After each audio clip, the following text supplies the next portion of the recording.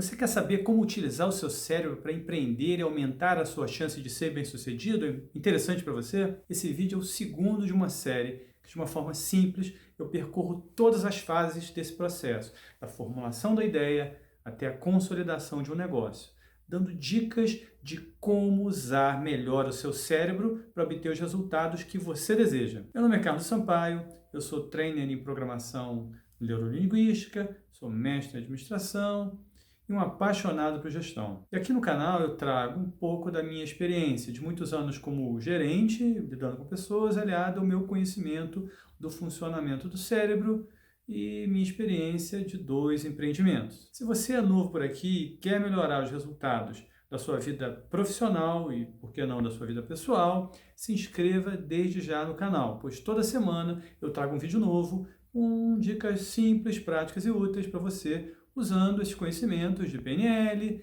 de neurociência aplicada e de gestão. Eu deixei aqui embaixo o primeiro vídeo, né? Tem um link, vai aparecer um card aqui em cima para que você veja a série completa. E fique de olho também nos outros cards que aparecem durante a exibição do vídeo, pois eles remetem a vídeos de temas relacionados e também muito interessantes. Nesse vídeo eu vou te explicar como detalhar a sua ideia criativa. Você teve uma grande ideia, mas você precisa detalhá-la em fases, em processos. Depois de ter, essa ideia, ela é muito criativa ou não, é preciso colocar os detalhes no papel, pois, como diz o ditado, o diabo mora nos detalhes.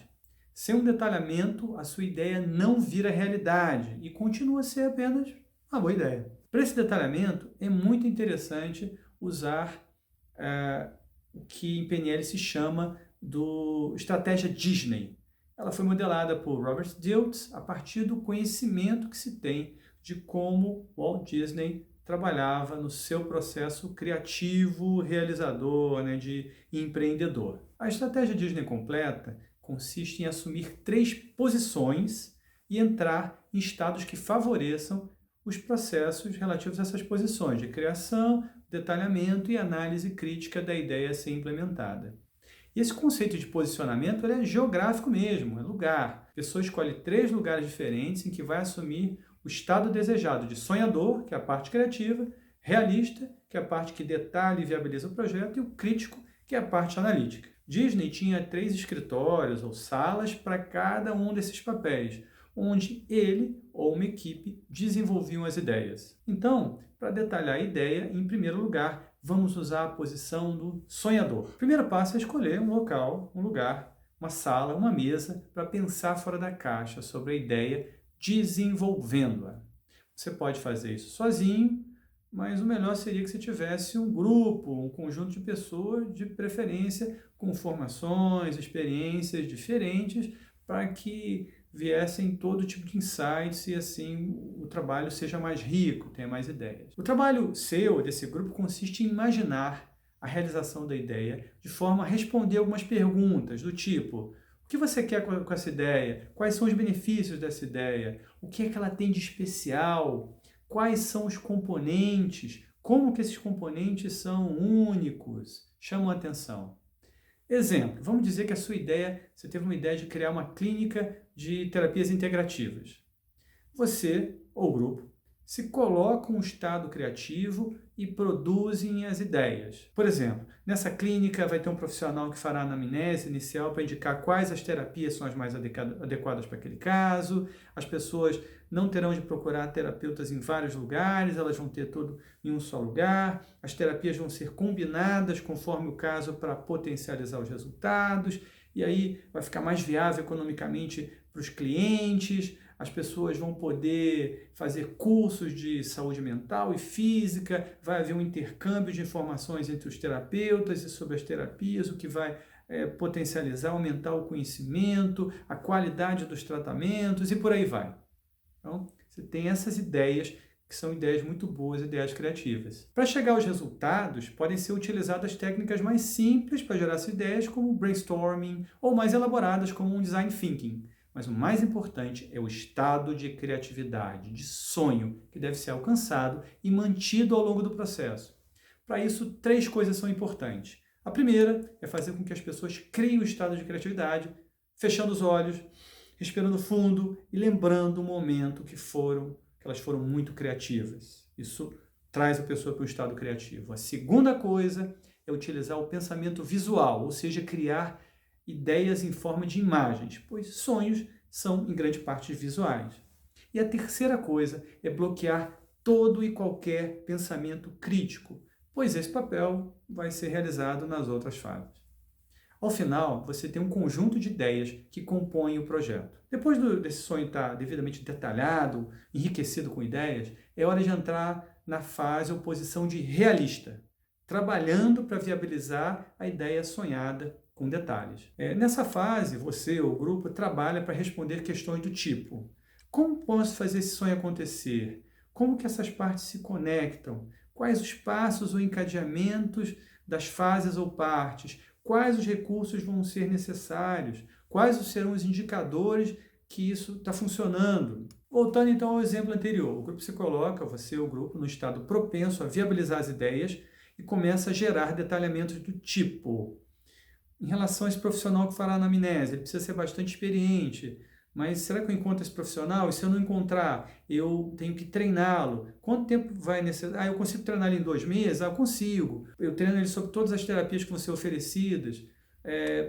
Que coisas que eu vou precisar fazer? Eu preciso de uma lista de atividades que eu preciso detalhar, por exemplo, uma tabela de preços com os combos das terapias, como vai ser esse treinamento para o profissional, como vai ser a anamnese, qual o cronograma dos cursos, sobre as terapias, onde que a clínica vai ficar, qual o lugar e por aí vai. De novo, podem ser usadas técnicas ou formatos diversos, como Canva, modelo de plano de negócio, elaboração de projetos, mas o mais importante é a atitude que deve preponderar nessa fase, que é de viabilizar a ideia com seus componentes imaginados, buscar as melhores soluções que tornem o sonho realidade. Para que se atinja essa postura, pode-se pedir ao grupo para lembrar de uma ocasião em que eles ficaram curiosos para resolver um problema, montar um quebra-cabeça ou qualquer outra atividade que desafie o cérebro em busca de soluções. Isso deve ser o suficiente para criar esse estado.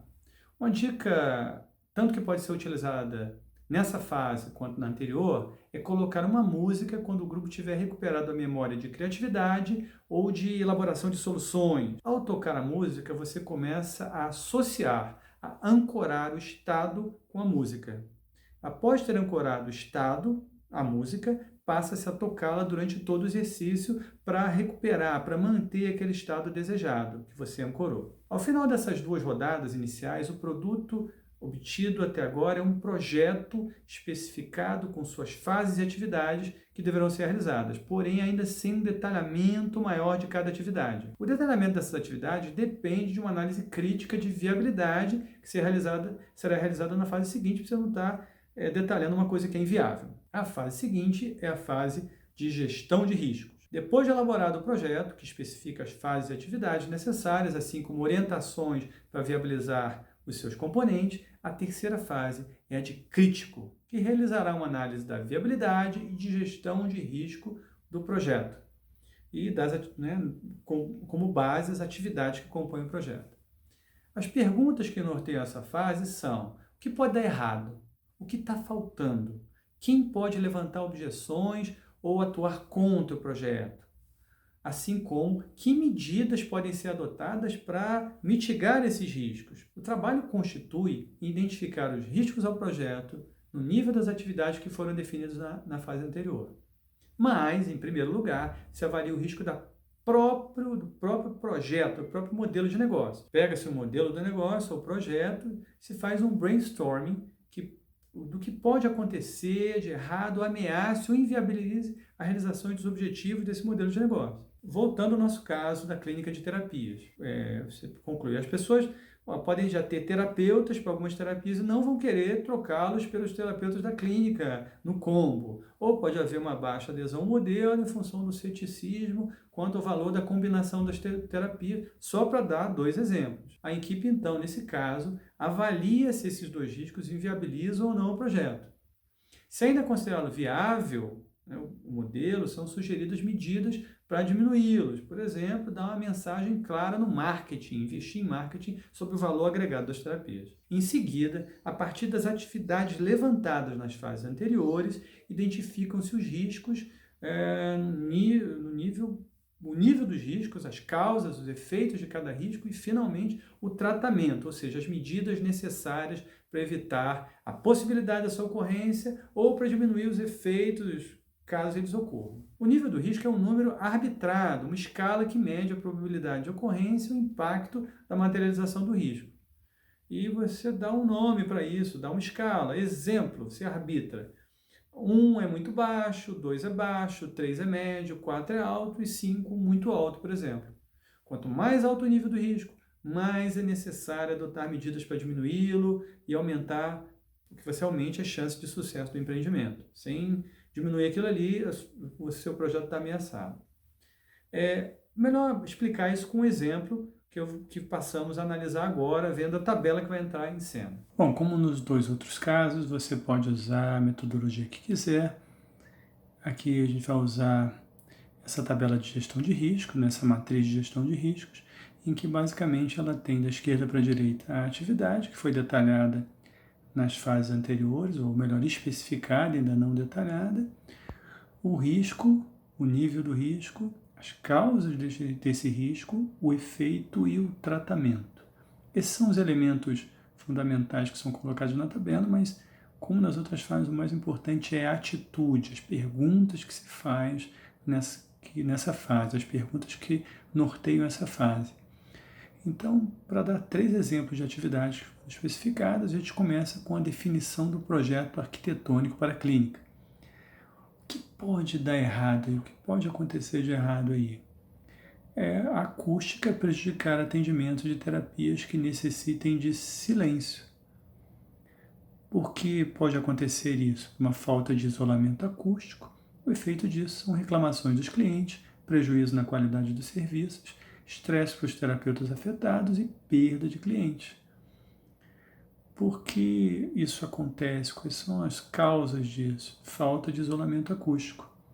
E qual é a medida necessária para, no caso, evitar esse risco? É o isolamento acústico nas salas. Veja que é todo um raciocínio aí sobre o que pode dar errado, o que causa essa coisa que pode dar errado, o efeito que pode ser ocasionado e a medida necessária para evitar ou minimizar esse risco. No caso, o nível do risco, a pontuação aí é 3, isso o grupo ou a pessoa ela determina, baseado na probabilidade, ou seja, se isso tem uma probabilidade de acontecer e no impacto disso, no efeito disso, que vai ter para o negócio, que vai ter para a realização dos objetivos. Quanto mais alto, mais você tem que se preocupar com ele. Para dar mais um exemplo, realização da campanha de marketing, uma das atividades que é necessária. O que pode dar errado aí? O que pode acontecer que pode dificultar o empreendimento, inviabilizar o empreendimento? No caso, o investimento não trazer cliente suficiente. Você investe e não dá resultado nenhum. No caso aí você tem 2 riscos, ou por outro lado, o investimento ser alto demais em marketing para que ele seja efetivo, né? Para que ele tenha efetividade, ele tem que ter um investimento muito grande. Isso é causado pelo número elevado de terapias que exige divulgação. Você pode consultar, alguém tem um conhecimento de marketing, diz, olha, tem muitas terapias, isso vai exigir um investimento muito grande. Se você investir uma quantia pequena, não vai dar resultado nenhum. O que pode ser feito, qual o efeito disso? É a inviabilidade financeira, não ter investimento para ser feito isso, para dar retorno. Se eu não consigo o retorno do marketing, eu não consigo clientes, a clínica fica inviável. O que pode ser feito em relação a isso? Concentrar o investimento inicialmente em 2 carros-chefes, em 2 terapias, para que se tenha algum retorno. Ou eu posso ter uma outra medida, que é mudar o modelo para um modelo misto de sublocação e gestão das indicações de terapia. que significa isso? Eu passo a sublocar salas por hora, ao invés de ter ou contratar os terapeutas como forma de diminuir o investimento em marketing, ao invés de eu procurar clientes para os terapeutas com clientes procuram a clínica por conta das instalações. Vejo que isso é capaz de mudar até o tipo de negócio, o tipo de empreendimento, né? O tipo de modelo de negócio da clínica. E para dar mais um último exemplo, a contratação de terapeutas, quais são os riscos aí? O que pode dar errado? O que pode acontecer que inviabilize, atrapalhe o funcionamento da clínica? Problemas na qualidade dos serviços em função desses terapeutas, ou a clínica não conseguir arcar com o custo fixo dos salários. Qual é a causa disso? O primeiro risco, né, da qualidade, problema profissionais com pouca experiência. Isso pode causar reclamações, dificuldades em aumentar a receita, porque eu não consigo mais clientes em função da qualidade do serviço. Qual o tratamento disso? Qual é a medida necessária? Atrair terapeutas com alguma experiência e clientela. O outro risco, não conseguir arcar com o custo fixo dos salários, porque você precisa de um tempo necessário para gerar receita e o capital de giro é fundamental para a empresa, e isso pode causar inviabilidade financeira da empresa. Qual é o tratamento para isso? Mudança de um modelo para um modelo misto de sublocação e de salas, reforçando aí o tratamento do item anterior, o que pode resultar na mudança do modelo da clínica, de funcionamento da clínica. Veja que esse é um raciocínio muito rico, esse raciocínio de crítica, de busca de o que pode dar errado, que o que pode dar errado na verdade são os riscos, e isso leva a um conjunto de medidas para aperfeiçoar o projeto. O resultado da análise é então reenviado ao primeiro grupo, no caso de mudanças que exigem um processo criativo adicional, e posteriormente ao segundo grupo, a segunda posição, que vai pensar de novo nas medidas que viabilizem o empreendimento.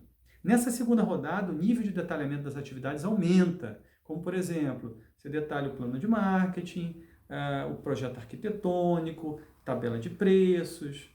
E o resultado final, depois de no máximo 3 rodadas, é um projeto sólido e consistente, pronto para implementação. Se você gostou do vídeo, então deixe o seu like, compartilhe o vídeo, assim não só você me ajuda, como pode ajudar outras pessoas a tirar as suas ideias do papel. E lá no Instagram, @carlossampaio_PNL, você pode tirar suas dúvidas que eu respondo todas elas. Eu te vejo em um próximo vídeo que vai falar de como você pode gerenciar a implantação da sua ideia. Tchau!